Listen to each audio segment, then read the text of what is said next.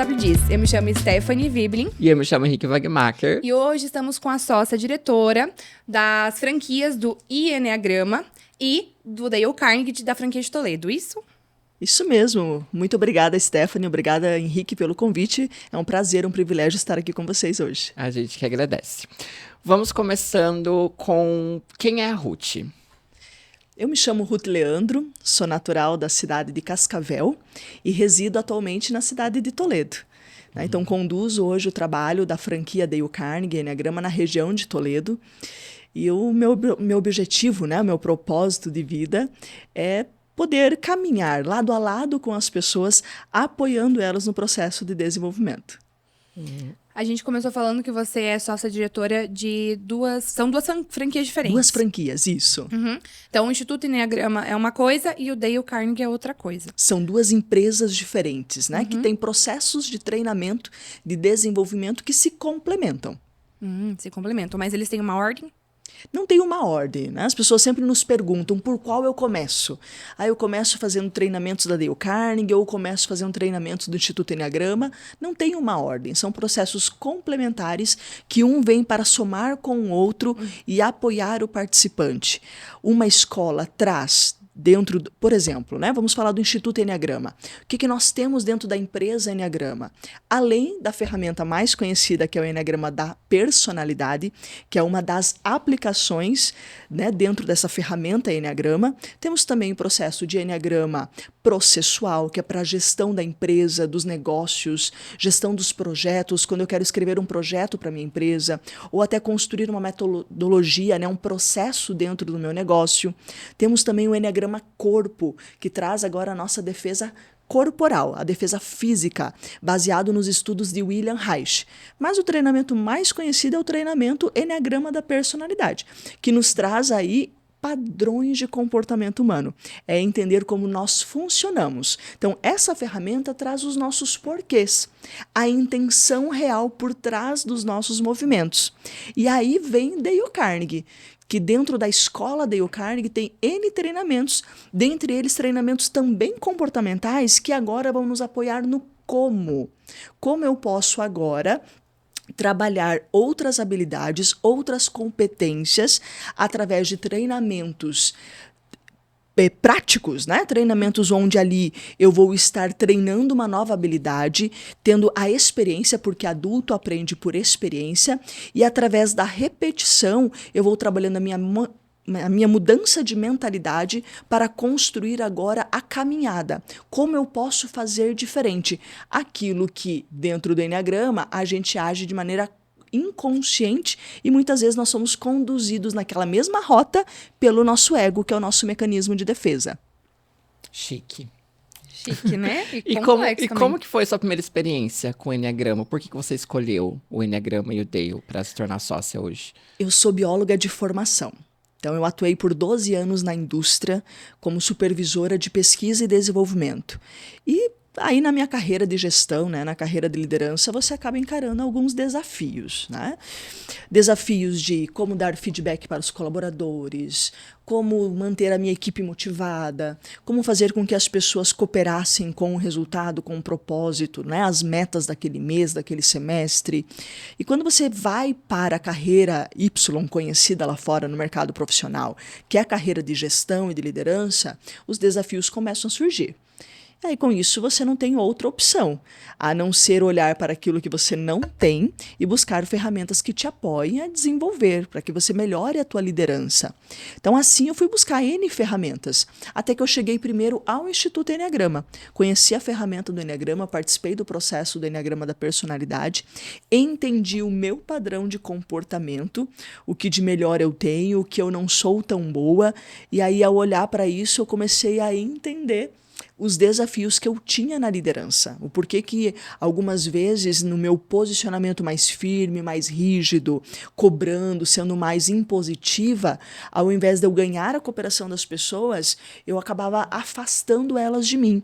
E aí eu perdia, As pessoas, elas simplesmente diziam assim para mim, é muito difícil lidar com você, É difícil conviver com você porque você quer nos controlar o tempo todo.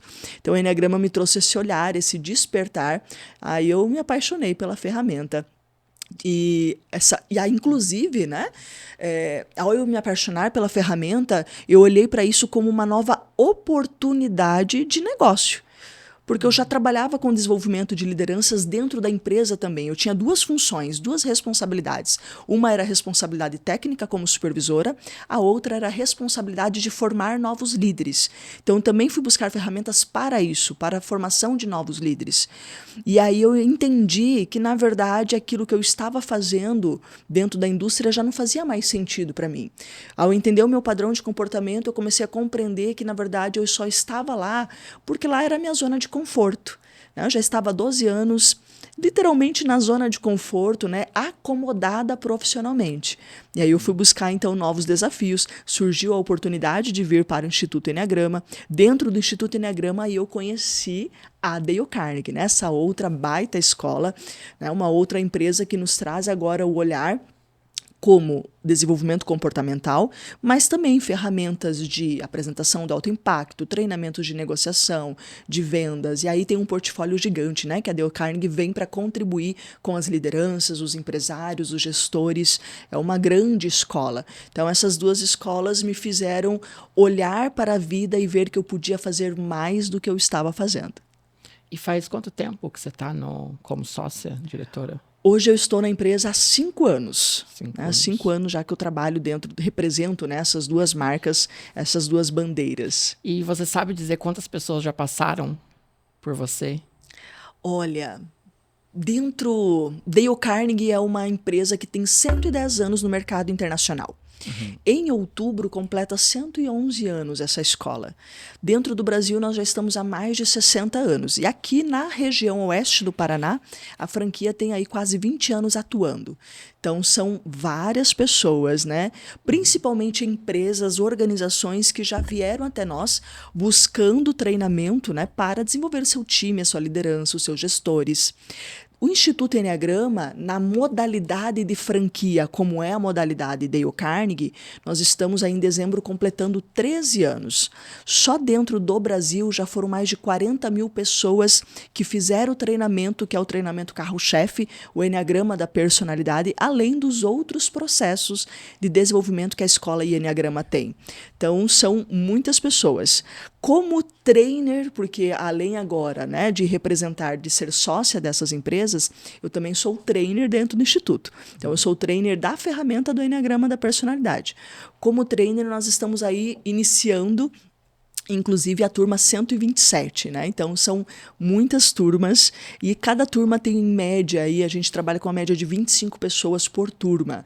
Então, são bastante pessoas que já passaram por esse processo, né? Que vieram buscar as ferramentas para ter autoconhecimento e melhorar aí tanto a sua vida pessoal quanto profissional.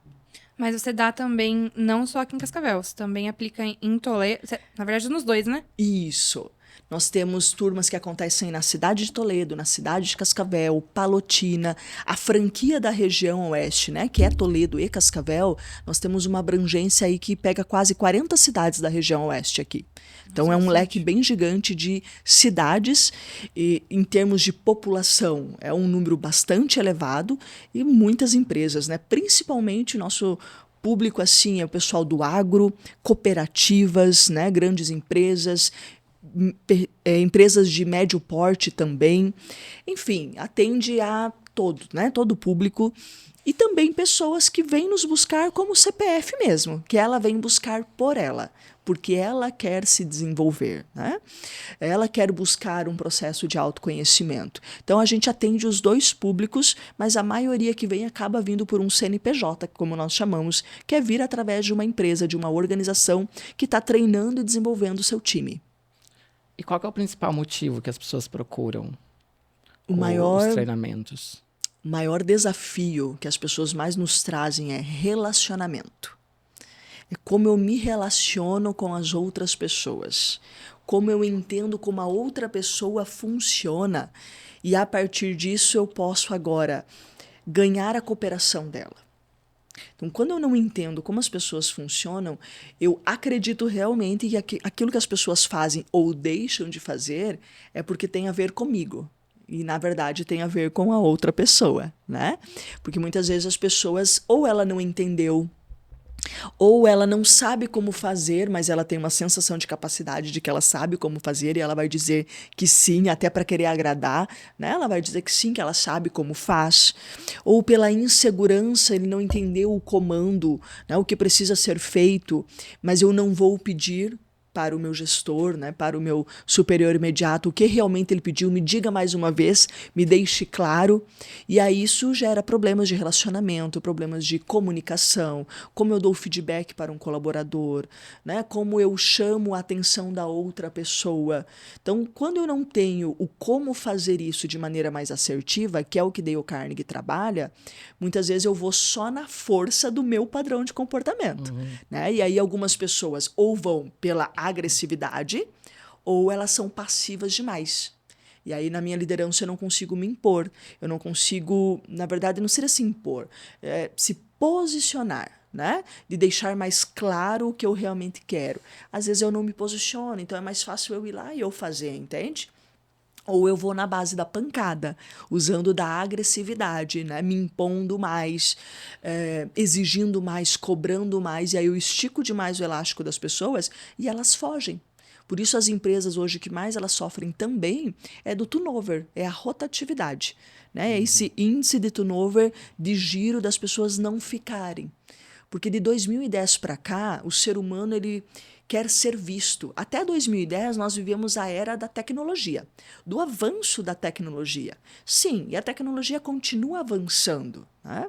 Continua se tendo melhorias, mas o grande boom da tecnologia foi até o ano de 2010.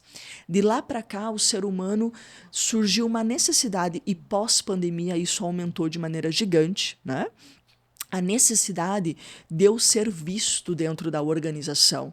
Eu não quero mais ser apenas um número, um crachá, né? Eu não quero ser só o analista, o auxiliar, o gestor, né? O responsável técnico.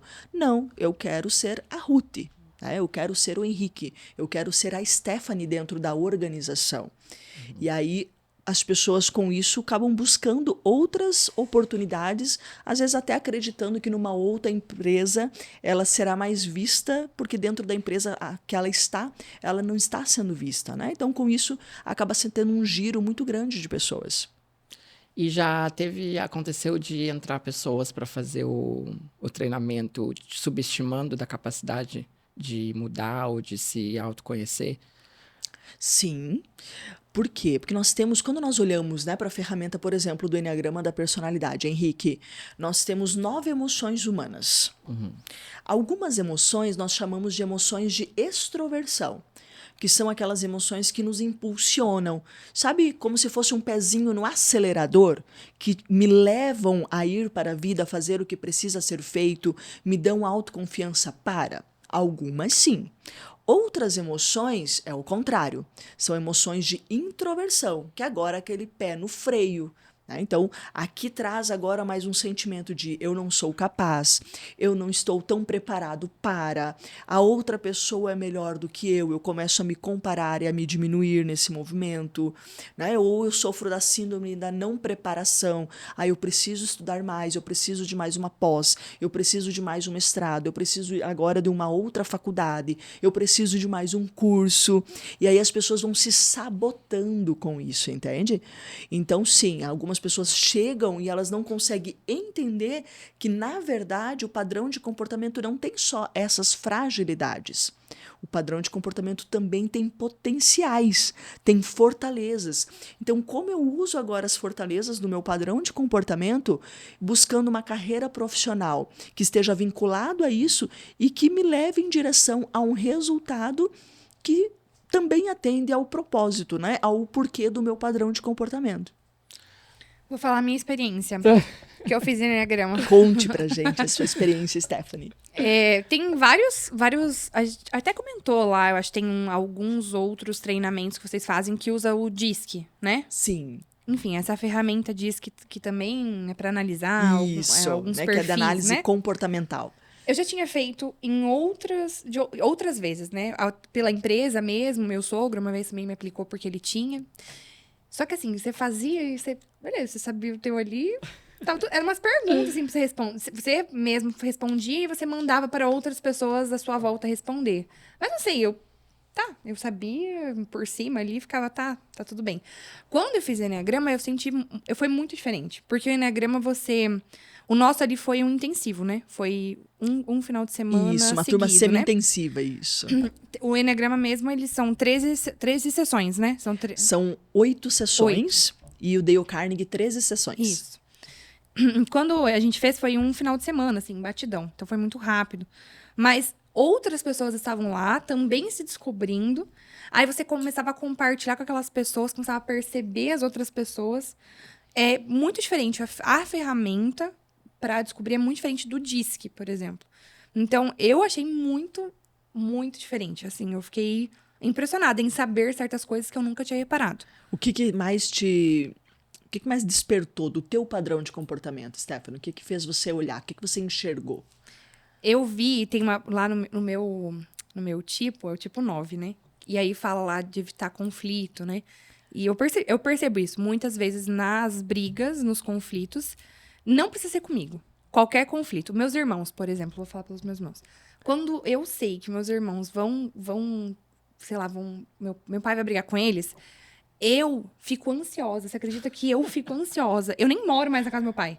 Mas se eu sei que meu pai vai vir lá brigar com meus irmãos, eu começo a ter, tipo, um ataque de ansiedade. De nervoso, porque eu sei que vai ter uma briga entre eles. É como se pegasse a dor pra você. É tipo isso. Sim. E outra, geralmente em brigas eu não consigo me posicionar. Eu fico quieta a briga inteira. Falam, me descascam, brigam comigo e eu só choro. E só, tipo... É só isso. Só aceita. É só isso. Choro e não sei fazer mais nada. E fico com aquilo ali, horas, dias. Tá, mas você estava falando antes do padrão de comportamento de uma pessoa muito acelerada e de uma pessoa mais passiva. Quando junta essas duas pessoas, assim, o que acontece? Porque, Sabe? tipo, um é muito parado, vamos dizer assim, o outro é muito pra frente, aí não tem ninguém ali no meio. O que faz? Como é, por exemplo, né, os pais da Stephanie, né? É. São dois padrões de comportamento bem diferentes. E a gente brinca, inclusive, dentro do Eneagrama, Henrique, que os opostos se atraem. Sim. Por que isso acontece de maneira inconsciente? Se eu busco uma pessoa que é mais impositiva, rígida, agressiva como eu, a probabilidade é que esse relacionamento não dure tanto tempo assim. Né? Seja relacionamento conjugal ou até mesmo um relacionamento profissional, de líder, liderado, sócios, porque duas pessoas que disputam a autoridade, o comando, o controle, não conseguem ficar juntas por muito tempo. E é comum eu buscar uma pessoa, quando, né, nesse caso, sendo mais agressivo, mais dominador da situação, uma pessoa que seja mais passiva. Porque ela vai baixar mais a cabeça, ela será mais obediente, né? Será um bom ouvinte, vai entender o que eu estou pedindo e vai se mover para fazer sem me confrontar, sem me questionar, né? Então eu busco uma pessoa diferente para que de fato ela me obedeça. Só que esse diferente também me complementa. Porque eu busco no outro talvez aquela tranquilidade, aquela paciência que talvez aquela pessoa não tem. E para a pessoa que é mais passiva também, se ela conviver só com outra pessoa passiva, ela fica muitas vezes paralisada na vida, né? Não entra em ação, não entra em movimento. Então, opa, eu já sou passivo, então deixa eu buscar alguém que me complemente agora. Alguém que é mais acelerado, alguém que é mais ativo, alguém que é mais da ação no fazer, porque daí essa pessoa, ela me colocará em movimento. Então, de fato, os opostos eles se atraem porque eles se conectam muito bem e sim, eles acabam se complementando. Algumas situações, principalmente quando nós estamos em estresse, também dá conflito, né? Porque daí no movimento do estresse eu olho para aquela pessoa e digo assim, Stephanie, você é parada demais, você não tem meu ritmo, você não faz as coisas do jeito que eu quero. Mas no fundo, essa pessoa ela tá me complementando. Porque se ela for tão acelerada quanto eu, né, aí as duas saem no movimento frenético.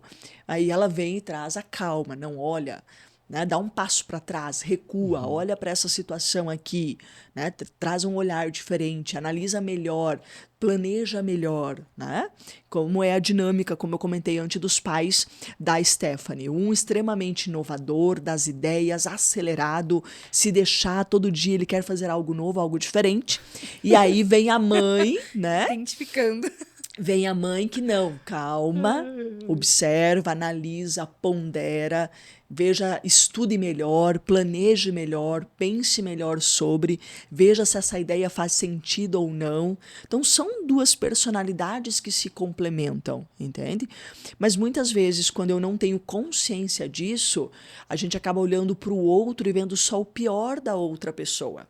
Então, a proposta do Eneagrama é entender não o que de pior o outro tem, mas o que de melhor o outro tem. Sim, eu tenho essas fragilidades. E essas fragilidades, em alguns momentos, geram, sim, desafios.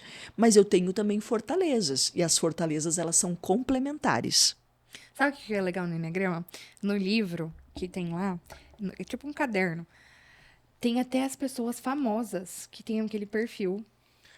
Qual que é o perfil que você considera mais difícil, assim, de lidar? Mais difícil de lidar? O tipo. Todos nós somos difíceis de lidar, né, Henrique? No fundo, todos nós. Porque quando nós... Perceba, nós somos de 92% a 96% de inconsciência. O que isso significa? Significa que o controle da nossa vida, na maioria das vezes, não está na nossa mão, né? Está no nosso mecanismo de defesa. Ele comanda. Porque o tempo todo ele diz assim para nós: cuidado, perigo, sinal de alerta. Então, o mecanismo de defesa ele vem para nos proteger. Então, o tempo todo ele fica ali cuidando, olhando para o que pode dar errado e ele se levanta para nos proteger. E isso acontece de maneira inconsciente, né? Então, no movimento inconsciente, eu não estou no controle da situação do que acontece, entende?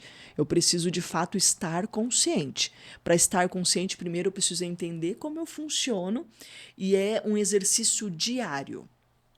Se eu diariamente não trouxer a consciência, hoje o que eu fiz, o que eu deixei de fazer, como eu tomei decisões, como eu deixei que as emoções dominassem a situação, sou eu que estou gerenciando a situação?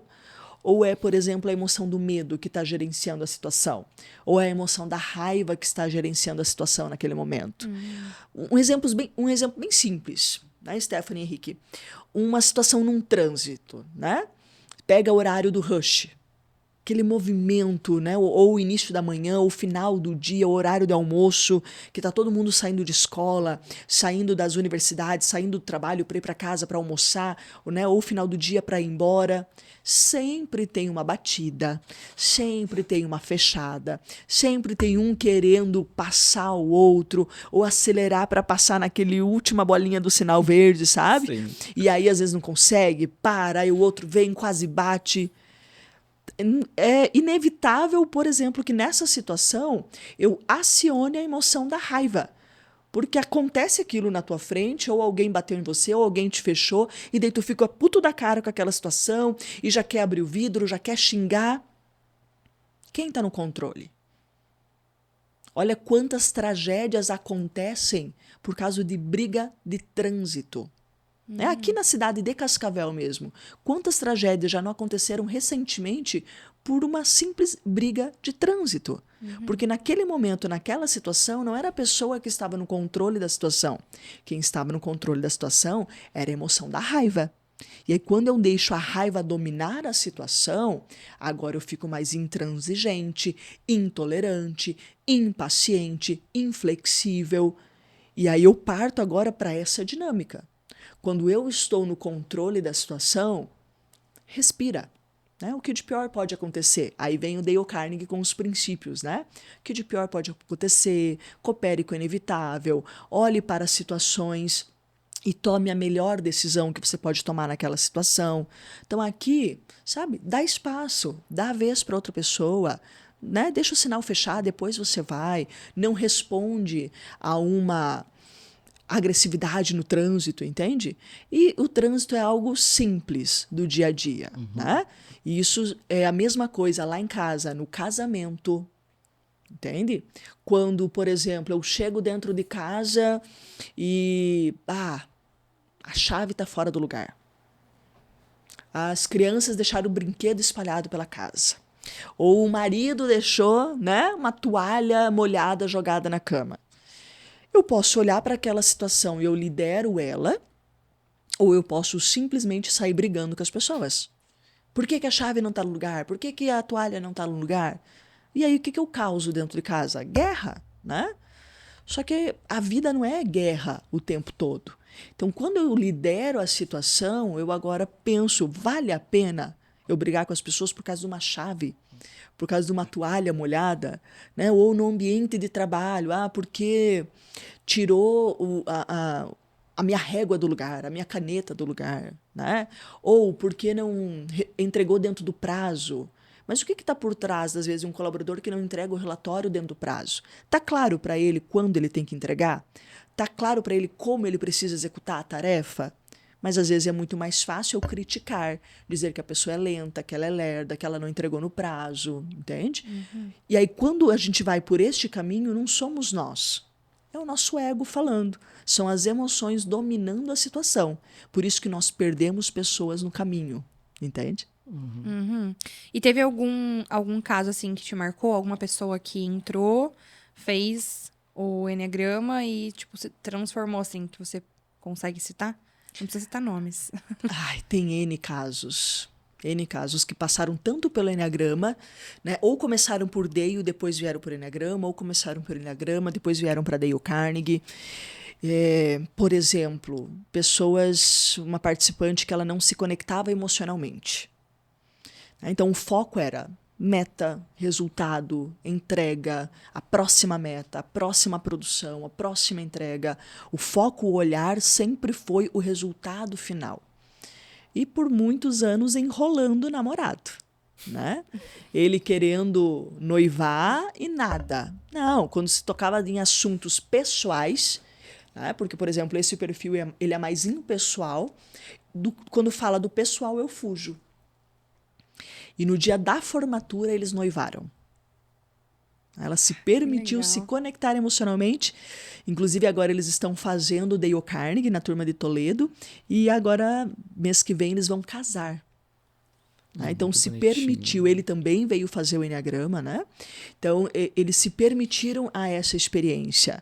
Eu tive outros 2 sócios que por 10 anos conduzindo a empresa, trabalhando, o foco é a tarefa, o fazer, né? Trabalho, são um perfil tarefeiro. Nunca tinha saído de férias. Não estava curtindo. Estava trabalhando, estava produzindo, a empresa faturando muito bem, tendo bons resultados, mas eu me torno um operacional dentro do meu negócio. Porque ele não confiava que as outras pessoas fariam as coisas tão bem feitas quanto ele. Então, ele acreditava realmente que se ele não estivesse dentro da sua empresa, as coisas não iriam acontecer. E que se as coisas não fossem executadas por ele, as coisas não iriam sair perfeitas de dentro da empresa. Então, eu não posso agora sair daqui. Eu preciso passar manhã, tarde, noite, final de semana, férias, datas comemorativas, feriados dentro da minha empresa. Senão as coisas não vão acontecer.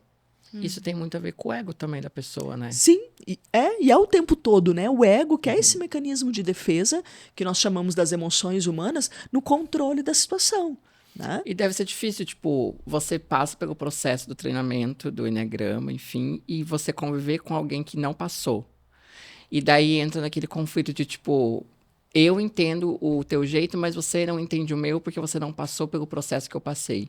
Tipo, o enneagrama, ele é recomendado, tanto um quanto o outro, ele é recomendado para fazer, tipo, família, casal, porque você fazer sozinho, que nem a Esté fez ela, os pais.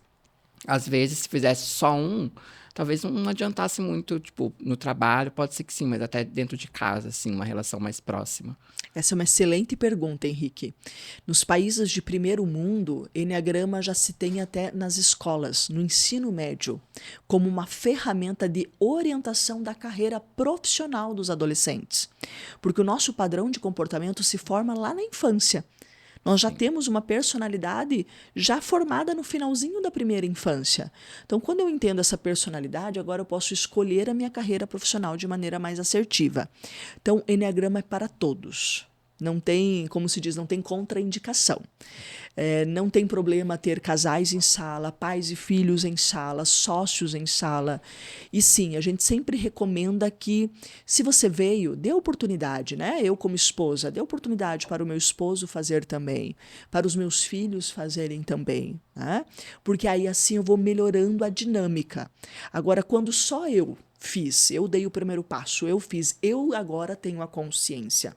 Então é de minha responsabilidade não usar a ferramenta para criticar ou rotular as pessoas, que é o que mais acontece lá fora, né? Ou ainda sair julgando ou dizendo assim, não, agora eu conheço os perfis, então eu só vou contratar para minha empresa essas personalidades, esses outros eu não contrato. Na verdade, isso é o que de pior a gente pode fazer com o uso da ferramenta.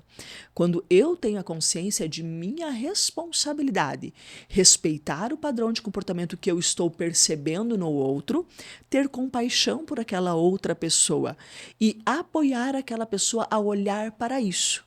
Através do quê? Falando de maneira direta? Não. Fazendo perguntas, incentivando a outra pessoa, convidando a outra pessoa a olhar para isso, né? Usando, como o Carnegie diz, né? Use perguntas, conte histórias, faça as outras pessoas enxergarem o quanto que no fundo, elas estão só se sabotando na vida. E vou falar, eu acho que não é ruim. Por exemplo, eu fiz, o Cassiano não fez.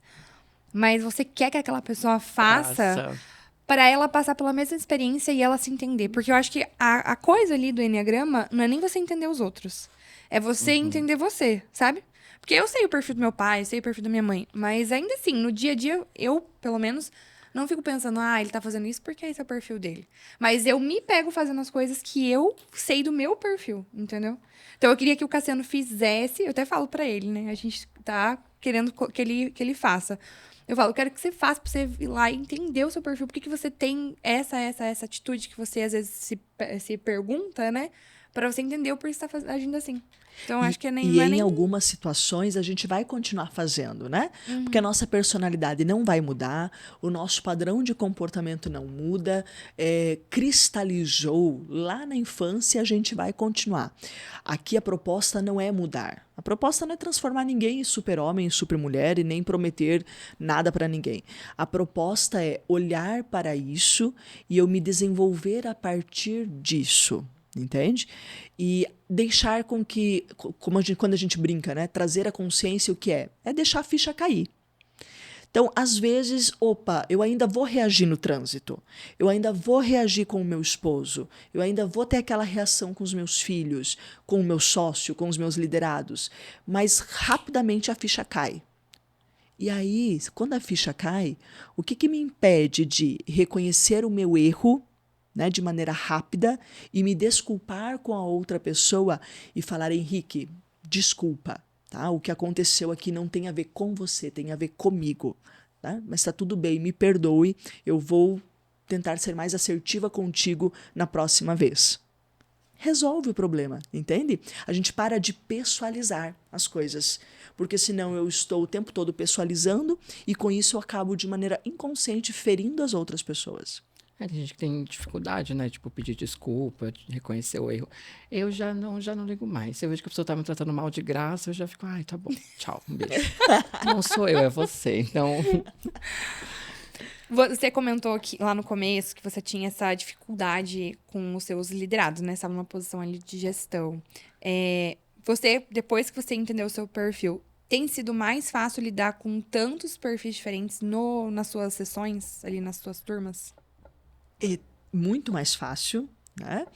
Principalmente as primeiras sessões, porque as pessoas elas ainda veem elas, né, armadas na sua defesa. Então, por exemplo, se você tem uma turma que tem muitas pessoas do instinto sexual, são mais agressivos na comunicação, são mais questionadores, né, querem se impor o tempo todo.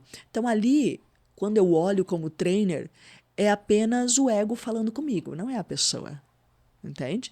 Então a gente consegue agora filtrar isso, né?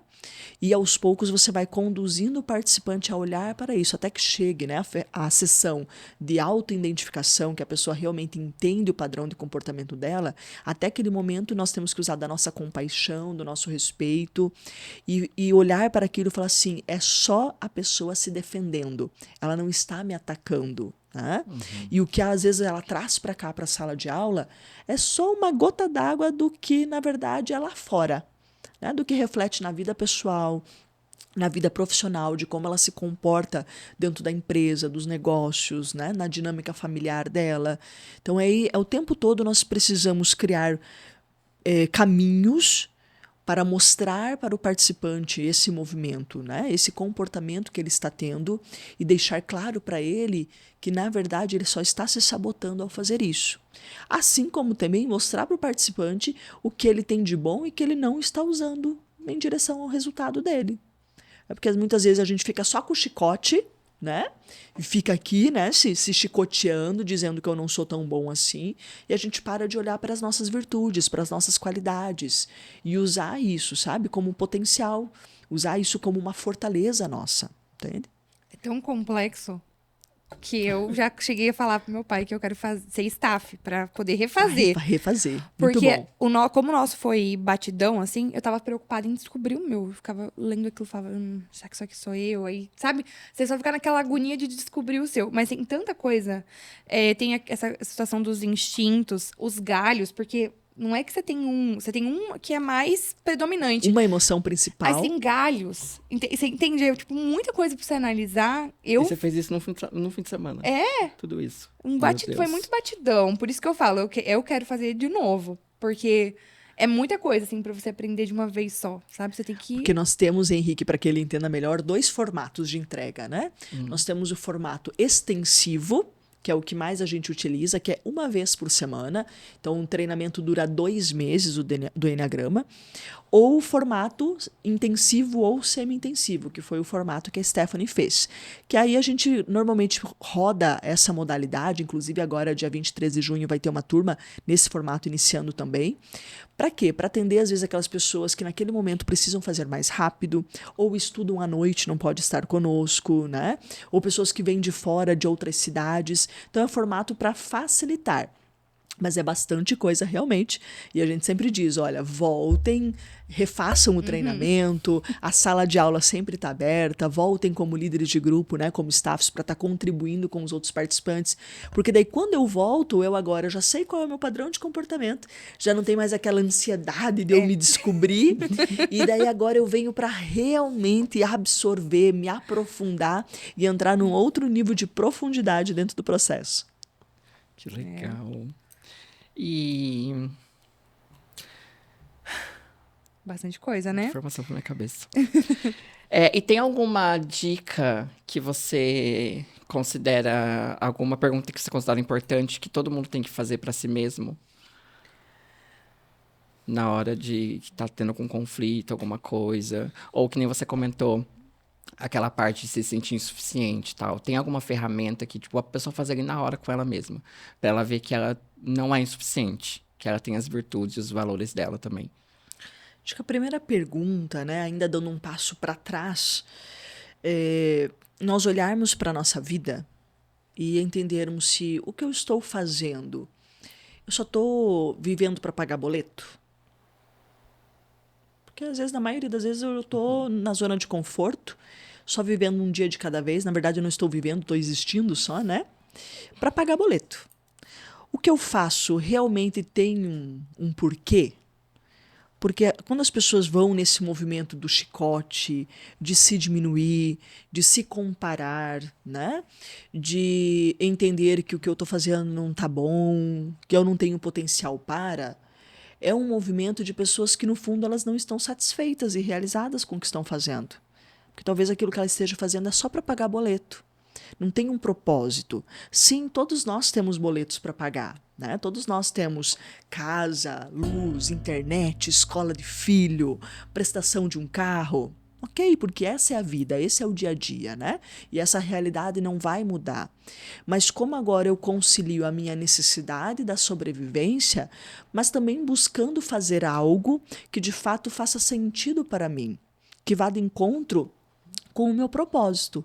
Porque quando eu faço o que faz sentido para mim, automaticamente eu vou usar o melhor do meu perfil e eu paro de me chicotear. Porque daí as coisas, sabe, é como um quebra-cabeça. Vai montando esse quebra-cabeça e as coisas começam a ficar mais claras, vão fazendo mais sentido. E a caminhada se torna mais leve, se torna mais prazerosa. Quando eu não estou fazendo que faz, né, aquilo que não faz sentido para mim, estou simplesmente existindo, fazendo só porque precisa fazer, chega um determinado ponto que... Por isso que as pessoas dizem que tem a crise, né? A crise dos 30, a crise dos 40, que as pessoas param para pensar, meu Deus, o que eu estou fazendo da minha vida? Porque até então a gente vem naquele frenetismo, não vejo a hora de fazer 18, não vejo a hora de fazer 20, de fazer 25, de fazer 30. Perfeito, cheguei nos 30. As escolhas que eu fiz lá atrás, no frenetismo, a carreira profissional que eu escolhi, ou que eu não escolhi, né? A faculdade que eu decidi, era só porque a sociedade disse para mim que você tem que terminar o ensino médio e você precisa ingressar num curso superior? Era só para atender agradar o papai e a mamãe? Né? Uhum. Atender a um pedido, uma solicitação, ou realizar às vezes o sonho do vô e da avó? Aí muitas vezes nós vamos lá atrás tomando decisões que não são conscientes e chega ali perto dos 30, dos 40 e você para e olha, o que eu estou fazendo da minha vida, né? Por isso que daí nisso a gente entra num movimento de estresse no nosso perfil e aí vem essa diminuição, esse chicote, esse começar a olhar mais como eu não estou satisfeito porque não tem um propósito que eu estou fazendo, então aí automaticamente o chicote vem. Né? Eu começo a me diminuir, eu começo a entender que aquilo que eu estou fazendo é menor, né? Não tem um porquê. Por isso que tem a tal da crise. Então é olhar para isso, sabe? Para que a gente tome decisões mais assertivas. E como que faz para a pessoa perceber e se livrar de uma vida que ela está vivendo, só que não é a dela? Que nem você falou de se formar para realizar o sonho dos pais, dos avós. Em que momento você acha que é o ideal para a pessoa perceber isso e fugir e viver uma vida para ela e não para os outros? É hora de parar, né? É, saber a hora de parar e... Não tem uma fórmula mágica, entendem? Para isso. O que tem é nós buscarmos sempre consciência, através de processos e treinamentos de autoconhecimento. Então, todo e qualquer treinamento de autoconhecimento sempre vai fazer nós olharmos para nós e, através disso, buscando agora outros processos de desenvolvimento, eu desenvolver musculatura para, entende? Fórmula mágica não existe e não é um treinamento, um processo que resolve o meu problema, porque senão eu acredito que eu vou sair de um treinamento sendo um super-homem, uma super-mulher, né? Eu vou sair perfeito e não tem mais nada para eu evoluir, não tem mais nada para ser lapidado em mim. Isso não é verdade. Nós somos apenas seres humanos em constante processo de desenvolvimento e evolução. Então é sempre um degrau de cada vez. É uma caminhada de desenvolvimento. Mas eu preciso estar constante nessa caminhada. E aí, durante a caminhada, sabe, eu vou ajustando. Né? Vou ajustando o trilho da caminhada. Cada processo vai trazendo um olhar diferente. Cada processo vai me trazendo uma ferramenta diferente. Com isso eu posso, sabe, fazer ajustes na minha caminhada da minha vida. Né? Hoje eu faço ajustes no pessoal, daqui a pouco eu faço ajustes no casamento, aí outro processo me ajuda a fazer ajustes na relação com os filhos, outro ajusta a minha sociedade. Então a gente vai, sabe, assentando os tijolos no meio da caminhada. Nunca vai dar pra parar, né, na verdade. Não tem como parar, né? Porque se nós fôssemos já seres perfeitos, completos, qual é o propósito ainda de continuar vivendo, existindo? Né? Já estaríamos prontos para partir para um outro plano. Ô, Ruth, deixa eu perguntar. Lá no Enneagrama, a gente que descobre o nosso perfil, né? Mas você bate o olho, você sabe dizer? Me conta, porque eu tenho certeza que ela sabe. Ela olha pra gente na sala, assim, ó. Eu falei, ela sabe o meu, ela já sabe o meu. E o pior, eu lá fazendo no meio tem uma entrevista que a gente faz. Uma consultoria, né? Isso. Fala, é esse o meu perfil? Tipo, queria confirmar, sabe? Porque nem eu sabia se era. E eu pedi pra sala ainda, pra todo mundo. Para a sala apoiar, né? E isso é muito bom, porque daí nós trazemos vários olhares. A responsabilidade da identificação é do participante e nós precisamos respeitar essa, né, individualidade, esse momento de descoberta do participante, entende? Por isso a gente não aplica teste, né? Nós não acreditamos nisso. Até porque testes, veja bem, eu já respondi uma vez um teste na empresa que o meu superior imediato sentou do meu lado e falou: responde esse teste aqui que é para uma avaliação. Como você responde um teste quando o teu gestor está do teu lado? Né? Tu fica pensando, o que será que ele quer com isso? Né? Eu vou ser demitida, eu vou ser promovida, eu falo a verdade, ou eu coloco que eu sou melhor do que eu realmente sou, né? Eu respondo como eu acredito que eu seja ou como eu gostaria de ser. Então não funciona, não traz muita realidade.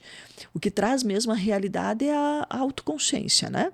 É olhar para dentro de mim, me perceber, me observar. E sim, né, dentro de sala de aula, pela nossa experiência, pelos anos que eu estou como trainer dentro do Instituto, pelas formações que eu fiz, então nós temos o Enneagrama da personalidade que olha para as emoções, mas nós temos o Enneagrama Corpo, por exemplo, que traz o método de William Reich, que agora nós olhamos para a defesa física. Porque tem pessoas que têm lábios mais grossos, pessoas que têm lábios mais finos, porque tem pessoas que têm um corpo mais forte, outros são magrinhos, porque tem pessoas que usam óculos, porque tem pessoas que têm aqueles traços, aqueles vincos. O que isso fala do padrão de comportamento da pessoa? Então nós usamos muito isso, a expressão corporal dos participantes, o como as pessoas comunicam. Porque o tempo todo na nossa comunicação nós falamos quem nós somos. Só que na maioria das vezes quem não escuta somos nós mesmos. Então para o outro às vezes fica claro. Né? Às vezes fica claro para uma pessoa quando você convive com alguém que o tempo todo ela olha para o que de pior pode acontecer. Ah, mas e se isso acontecer? Mas será? Mas e se? Não, eu acho bem a gente testar primeiro. Não, é melhor a gente não se arriscar. A pessoa se comunica dessa forma. O outro percebe, né, que ela tem medo, o outro percebe que ali vibra uma ansiedade, uma insegurança, que é uma pessoa mais negativa, ou como eles gostam de dizer, eu não sou negativa, eu sou realista. Né? Mas quando você diz para a pessoa que ela é negativa, que ela tem medo, não, eu não tenho medo. Né? Não, eu não sou uma pessoa negativa. Da onde que você tirou que eu sou uma pessoa negativa? É porque a gente não se ouve, né? A gente não se escuta.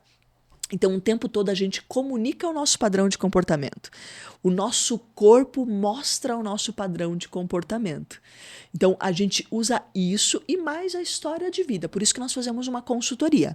Nessa história de vida, nessa consultoria que o participante traz para nós toda a sua história, os seus porquês, as tomadas de decisões dele ao longo da vida também falam do padrão de comportamento. Então, nós vamos unindo, sabe? E realmente montando um quebra-cabeça do participante. E ainda assim você joga para ele. O que você enxerga aqui? Né? O que você está vendo aqui? Qual que é o teu padrão de comportamento? Porque é muito mais fácil quando ele tira, né, a venda dos olhos, as escamas, e ele enxerga. O processo de aceitação é muito mais fácil. Um ou outro participante tem um desafio maior na aceitação. E aí nós precisamos ter uma condução um pouco diferente. Né? A gente vai usando daí outras ferramentas, ou mais uma consultoria, mais uma conversa, resgatando exemplos, ou como diz a Stephanie, pede até ajuda, né, dos universitários, pede ajuda dos colegas de turma. Pessoal, o que vocês estão vendo em mim? E funciona também, porque para as outras pessoas ali às vezes está claro e só para ele não está. Aí com o feedback dos outros, sabe, ele vai trazendo aquilo consciência. Aí, às vezes, lá naquela hora que ele está tomando banho, ele fala, putz, é verdade aquilo que o Henrique falou para mim, né? E aí aquela ficha cai, a pessoa aceita de maneira mais fácil o seu padrão de comportamento. Aí até tem o processo de aceitar também, né? De reconhecer que errou. É que lá tem as qualidades e também tem Ai, gente, que difícil. a parte negativa, assim, do perfil. Só que você só olha pra parte negativa. Você olha e fala... não Como sei. isso é natural, né, para o ser humano.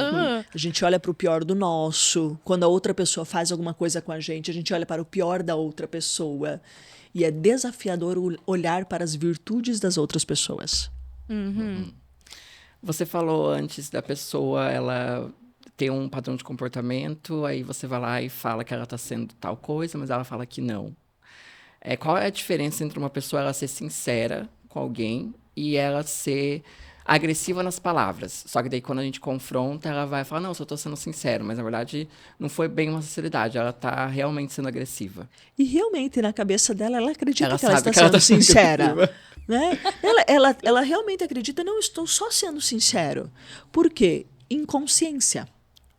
O movimento que ela faz é um movimento inconsciente. Aí quando eu lanço uma pergunta ou eu falo para a pessoa, olha, você está sendo agressiva, naquele momento eu estou tirando do inconsciente e trazendo a consciência para ela. Mas ainda não está claro. Ela vai precisar parar e pensar sobre.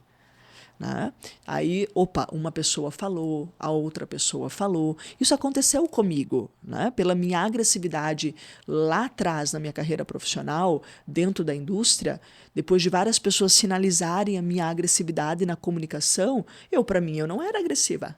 Para mim, eu era gente legal, eu era gente boa, né? Eu tô te tratando normal. E se uma pessoa só fala, às vezes tá implicando, é birra. Mas aí tem mais pessoas aí que outras percebem. pessoas vão dando feedback, aí o feedback vem do trabalho, o feedback vem do esposo, né? O feedback vem do pai, da mãe, o feedback agora vem dos filhos também.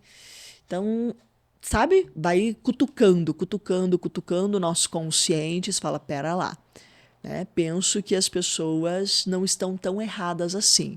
Então, deixa eu olhar para isso, entender o porquê. E muitos chegam no Enneagrama assim.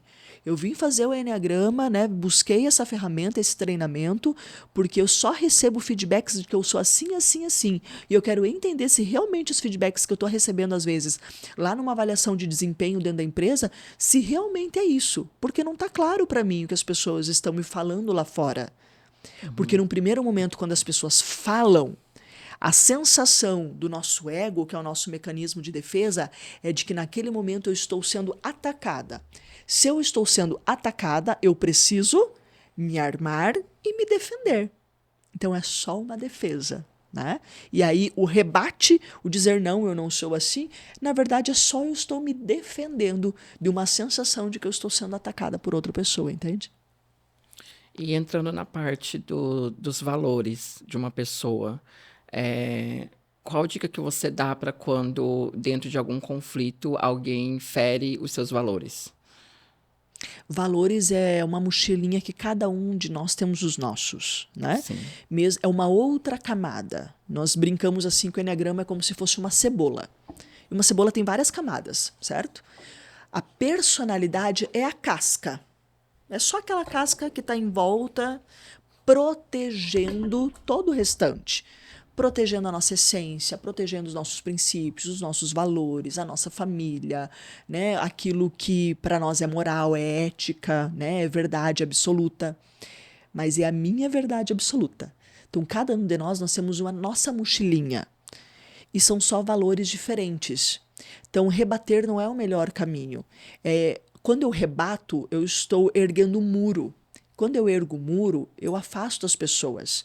Eu não permito que a outra pessoa, né, ou eu não permito que o outro entre na minha vida e realmente entenda o porquê do meu valor, e eu também não faço questão de entrar na vida da outra pessoa. Aí eu me torno mais assim, rígido, né, moralista. Ou é A, ou é B, ou é 880 e acabou. Quando eu agora paro de erguer muros e começo a construir ponte com as outras pessoas, eu posso ir lá e entender quais são os valores do Henrique, que apesar de ser diferente dos meus, né, o que de comum tem? Qual um ponto comum que pode ter entre eu e ele? E aí, o meu valor é só o meu valor. O valor da Stephanie é o valor dela e o do Henrique é o valor dele. São só diferentes, não significam que sejam certos ou errados, são apenas diferentes. E os nossos valores, princípios, enfim, tudo que a gente carrega na mochila está muito baseado na nossa criação, lá da primeira infância, que nós aprendemos com o papai, com a mamãe, com o vô, com a avó, às vezes até com aquela tata, né, a babá, aquela prof da escola que nos inspirou, que cuidou da gente. Né? Então pode ter uma pessoa que para ela o valor é respeitar as diferenças de religião, de classe social, respeitar no sentido até de, a pessoa tem a tatuagem. Tranquilo, normal ter uma tatuagem. Às vezes uma outra pessoa colocou na sua mochila de valor porque aprendeu lá atrás, por exemplo, que quem tem tatuagem é bandido. Quem tem tatuagem é maconheiro. E é verdade? Não. Às vezes é só um ponto de vista da outra pessoa, que está baseado no que ela aprendeu lá atrás, na infância. Então, quando eu construo ponte, eu vou lá para entender qual é o ponto de vista, como a outra pessoa olha para a vida, como ela enxerga a vida a partir do ponto de vista dela, visitando realmente, sabe, a casinha da outra pessoa, que é o que as pessoas mais falam em entrevista de emprego. Eu sou uma pessoa empática. Mas na prática, ser empático é desafiador. Porque para eu ser empático, eu preciso construir pontes que me levem a ter acesso a outra pessoa, que eu vista o sapato da outra pessoa para entender o ponto de vista da outra pessoa e parar de julgar e entender que é apenas um ponto de vista, uma visão diferente do outro. Entende? A gente abriu uma caixinha de perguntas no Instagram e teve uma pessoa que mandou uma pergunta, que é assim: como lidar com o tipo 7? É um tipo 7 perguntando. A gente já sabe quem é. Mas, enfim. Como lidar com o tipo 7? Qual que é o seu tipo? A gente tem pergunta, qual que é o teu tipo? O meu tipo é muito interessante. O meu tipo é porque ele é um segredo, no caso, né? Que sempre só é revelado na sessão 5 do Enneagrama, Henrique. Então... É o tipo 5, então? Aquela... Vou deixar um convite, Henrique, para você vir fazer o Enneagrama. Você vai descobrir o meu perfil, Tá, Henrique. Vai ter que ir. Como lidar com o tipo 7? 7 Tipo 7 é o otimista do Enneagrama. Ele é o inovador, o brincalhão, o piadista.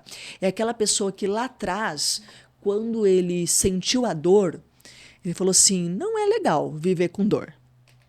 Como eu agora posso criar uma forma leve, descontraída de lidar com essa dor? Então eu serei otimista. Eu serei inovador, criativo, improvisador. Eu vou fazer piada.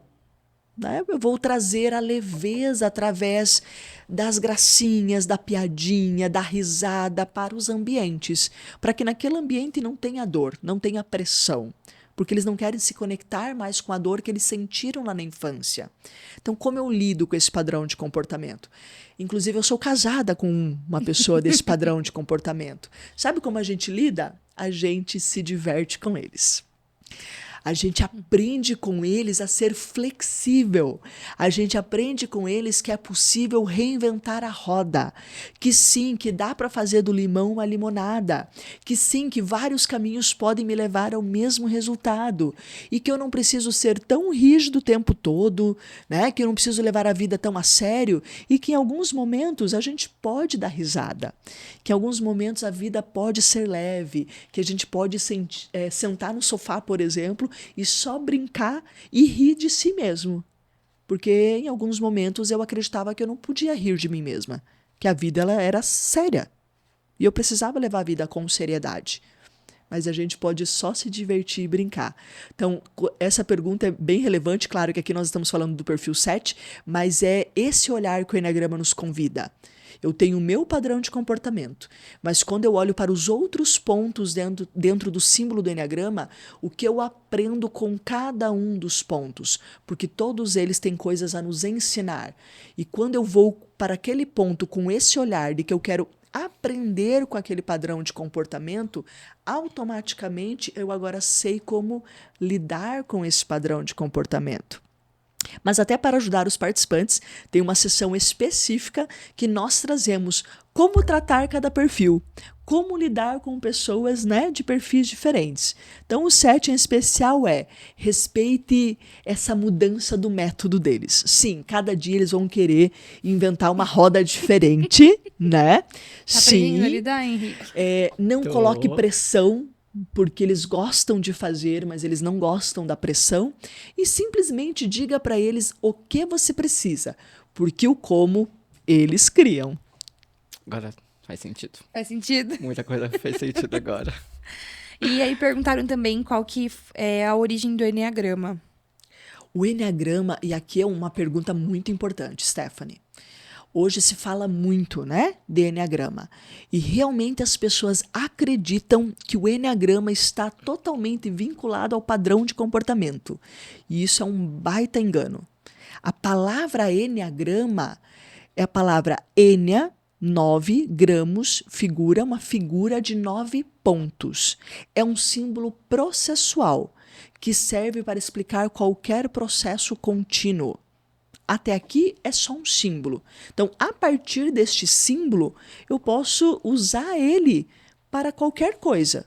Então, sim, uma das aplicabilidades é o Eneagrama das personalidades, que traz o autoconhecimento sobre padrões de comportamento humano, mas é apenas uma aplicação.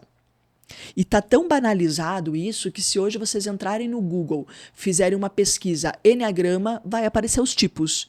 Né? Vai aparecer lá o símbolo do Eneagrama, vai dizer, o ponto 1 é o perfeccionista, o ponto 2 é o prestativo, porque está muito banalizado e as pessoas realmente acreditam que Eneagrama é só isso.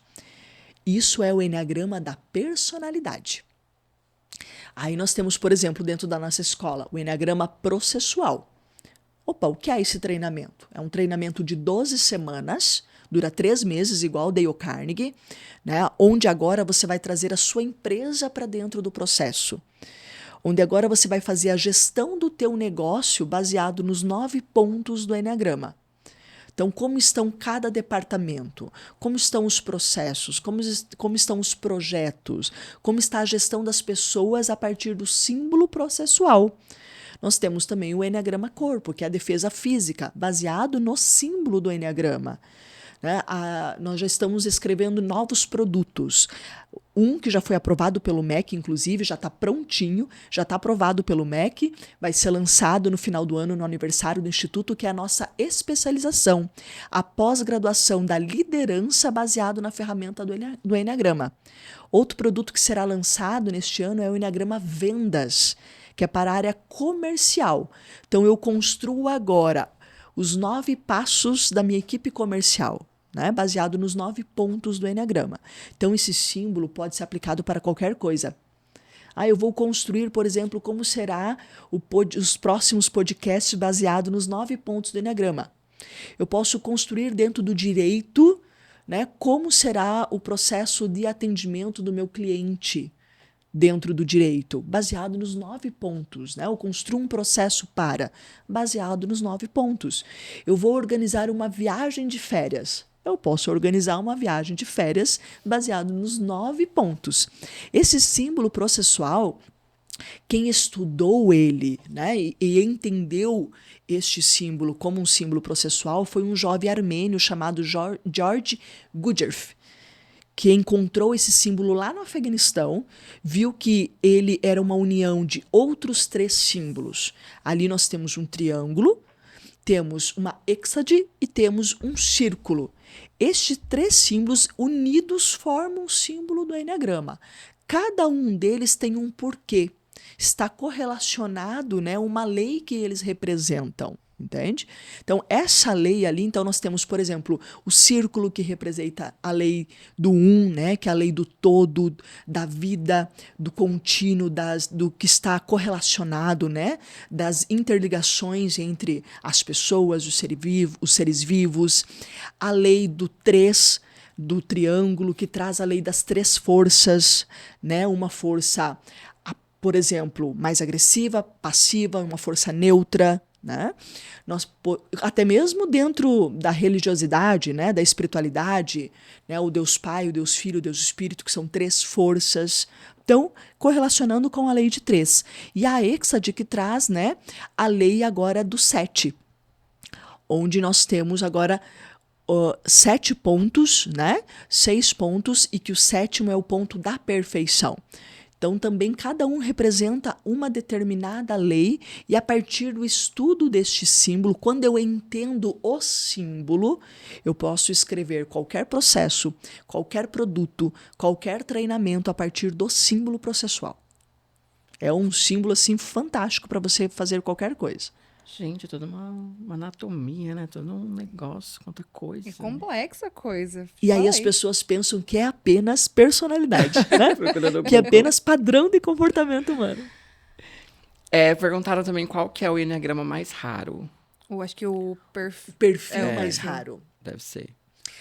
Pelo menos nos nossos registros, tá? Dentro da escola e enneagrama do nosso instituto, da nossa empresa, onde aí já passaram mais de 40 mil alunos do Brasil, o padrão de comportamento mais raro de se ter em sala é o perfil 5, porque é o autodidata do enneagrama. Né? Eles são especialistas, então, e até por ter um desafio de conexão com as outras pessoas, de estar numa sala, né, numa dinâmica em grupo com demais pessoas, onde eu vou ter que demandar energia para a conexão, eles dificilmente vêm para uma sala de aula.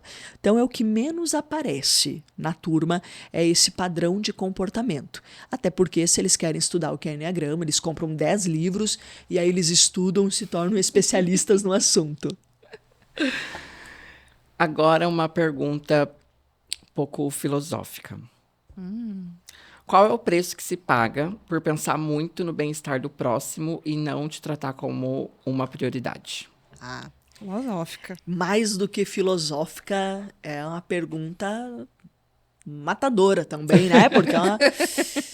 Porque quando a gente se faz essa pergunta, cai a ficha de que o preço que eu estou pagando é a minha própria vida. Eu abro mão de mim em prol das outras pessoas. Ou porque eu quero agradar as outras pessoas, porque eu não confio que serei amado sendo eu quem eu sou, né? Ou porque eu quero evitar conflito com as outras pessoas, aí eu evito me posicionar, ou porque eu quero provar para as outras pessoas a minha importância, né? E aí eu passo a vida buscando coisas só para provar para aquela pessoa que eu sou importante, que eu tenho um valor pessoal, sabe? E aí eu deixo de viver, eu deixo de ser na verdade, eu me torno escravo desse movimento, porque o tempo todo eu estou tentando provar algo para alguém. E aí eu sou escravo desse movimento, dessa situação, sabe? Então, quando eu desperto o olhar para isso, pera lá, por que eu estou agradando as outras pessoas? E para agradar as outras pessoas, eu estou me colocando em segundo plano. Mas isso, então, tem uma diferença entre ser assim e entre você ter empatia com as outras pessoas. Sim, sim. Empatia com as outras pessoas é o compreender a dor do outro e o que eu posso fazer para apoiar. Mas apoiar é diferente de eu fazer por elas. As pessoas são muito dependentes de um guru, né? De uma fórmula mágica, de alguém que vai vir, o Salvador virá e irá solucionar todos os meus problemas. A responsabilidade de solucionar os meus problemas é minha. As pessoas podem nos apoiar. Então, quando agora eu faço pelo outro, eu só estou tentando, além de agradar o outro, eu quero ser o salvador na vida da outra pessoa. E aí eu torno pessoas, né? E isso na liderança, olha qual é o maior risco disso. Eu tenho agora uma equipe dependente. Porque se eu não fizer por elas, elas não sabem caminhar pelas próprias pernas. Porque se acostumaram que eu sempre faço. Né? Eu sempre soluciono tudo. E eu não coloco as pessoas para pensar, eu não coloco as pessoas para pescar o próprio peixe, né? Eu não coloco as pessoas em ação, em movimento. Então, aqui, além de eu estar me prejudicando, eu também posso estar prejudicando as outras pessoas. Às vezes numa coisa simples, né? Eu tenho um filho é mais inseguro, e daí na hora que a gente está se arrumando, por exemplo, para ir no cinema, né? Para ir lá no shopping passear. Aí o filho vem, mãe, que roupa eu vou vestir? Não é fácil para o pai e para a mãe decidir? Veste essa camisa, veste esse vestidinho aqui, coloca essa sandália. Eu tomo a decisão, eu resolvo pela outra pessoa. E a criança? Quando que eu vou ensiná-la que é ela que tem que tomar a decisão de que roupa ela vai vestir? Mas, Ruth, é uma coisa tão simples, uma coisa boba, influencia? Sim. Porque é nesse momento que eu trabalho a autoconfiança da pessoa. né? A autoconfiança daquela criança. Quando eu permito que ela tome as decisões e depois eu elogio. Né? Eu uso os princípios de Dale Carnegie, que é use o elogio, né? Elogie os pequenos progressos das pessoas. O quanto que eu estou usando o elogio com os meus filhos? Ó, filho, filha, tá linda essa roupa que você escolheu. E às vezes não tá, né? Às vezes a combinação da criança não tem nada a ver, mas eu não posso invalidar. Porque se eu estou praticando desenvolver a autoconfiança nos meus filhos, eu preciso validar aquilo. E apoiá-lo a fazer o ajuste no meio do caminho, né? Na rota ali, na caminhada. Mas eu preciso validar. Com esse movimento eu desenvolvo a autoconfiança. Então uma coisa é deixar de fazer por mim e fazer demais pelos outros. Eu só estou pescando peixe pelas pessoas. Outra coisa é, eu agora não vou abandonar as pessoas de vez. Não, eu continuarei sendo uma pessoa empática, mas eu vou agora ensinar as pessoas como pescar o peixe, andando do lado e não fazendo por elas. Essa questão, eu vi um vídeo no Instagram que era uma mãe, assim, que ela pega a criança tem 2 anos dele. Dá aqui o tênis que a gente tá atrasado, eu vou colocar pra você, porque a gente tem que sair logo. Aí a mãe coloca o tênis. Aí com 5 anos, não, daqui que eu vou cortar porque é muito perigoso, eu tenho que cortar.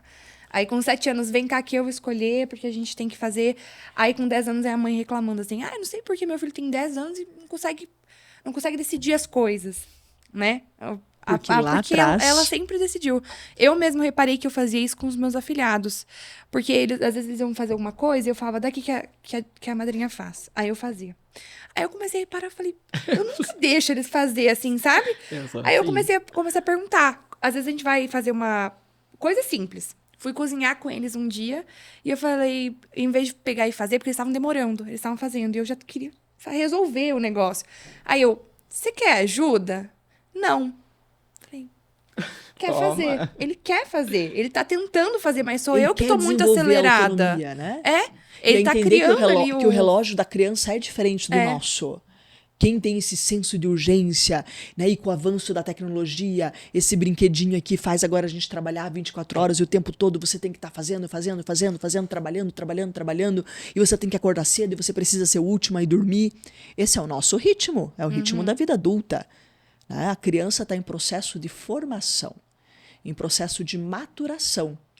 É por isso que hoje nós temos adultos, né, num corpo, na verdade, é um corpo grande, mas no fundo é uma criança por trás. Aí aonde aparecem os problemas? Lá no casamento. Porque porque aí eu não quero uma esposa, eu quero uma mãe, eu não quero um marido, eu quero um pai. Né? Na verdade, eu estou buscando aquela outra figura que lá em casa cuidava de mim. Eu quero que essa figura cuide de mim agora também. Então não é um parceiro, uma parceira, entende?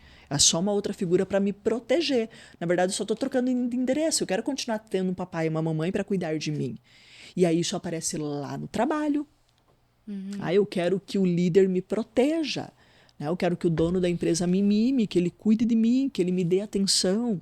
Né? E a primeira liderança é a autoliderança. Mas para eu me liderar, eu preciso me responsabilizar pela minha própria vida. Então é assim, autorresponsabilização. A minha vida é de minha responsabilidade. Porque o cordão umbilical foi cortado com a mamãe no dia que a gente nasceu. A partir dali a gente passa a ser um ser individual. Né? Então agora o papai e a mamãe nos darão estrutura e suporte que é de responsabilidade do papai e da mamãe, e a estrutura e suporte não é o colégio particular, não é o iPhone, o notebook, ou o curso do balé, ou a aula de inglês. É o amor, o carinho, a atenção, os princípios, os valores, aquilo que é necessário para a minha formação de caráter. Isso é o que o papai e a mamãe têm que dar. Fora isso, o papai e a mamãe têm que jogar a gente para a vida e deixar a gente literalmente bater asas e voar, né? A gente tem um mimo. Eu tenho que sempre avisar, porque ele sempre esquece, quase sempre esquece de entregar, entendeu? Então eu sou Para agradecer sua presença. Que lindo! Muito obrigada. Nosso programa. Muito obrigado por ter aceitado. Tem que mostrar pro pessoal, né? Vamos mostrar pro pessoal. Olha, que coisa mais linda. Muito obrigada. Eu que agradeço, Stephanie, agradeço, Henrique, pelo convite de vocês. É um privilégio realmente estar aqui. Toda oportunidade de nós falarmos de pessoas, de comportamento, de desenvolvimento, é sempre um privilégio realmente, né? Porque essa é a nossa vida, esse é o meu propósito de vida. Olhar para as pessoas, ver o que de fato elas têm, né?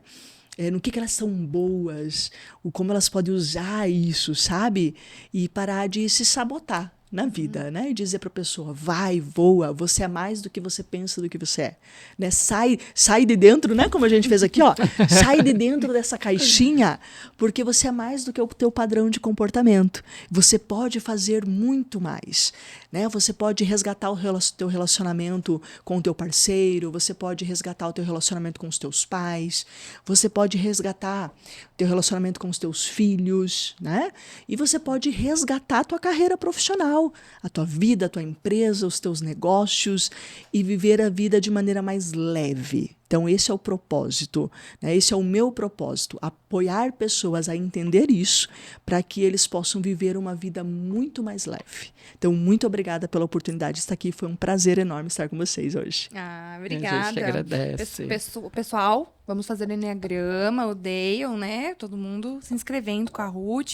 Qual que é seu Instagram, Ruth? Meu Instagram é @Ruth_Fabiani. Então, o pessoal já adiciona também Enneagrama, tem Enneagrama Isso, Brasil. Tem o @EnneagramaBR, @Enneagrama Oeste Paraná, @Dale Carnegie Brasil. Então, são as nossas redes sociais que vocês podem estar nos buscando aí.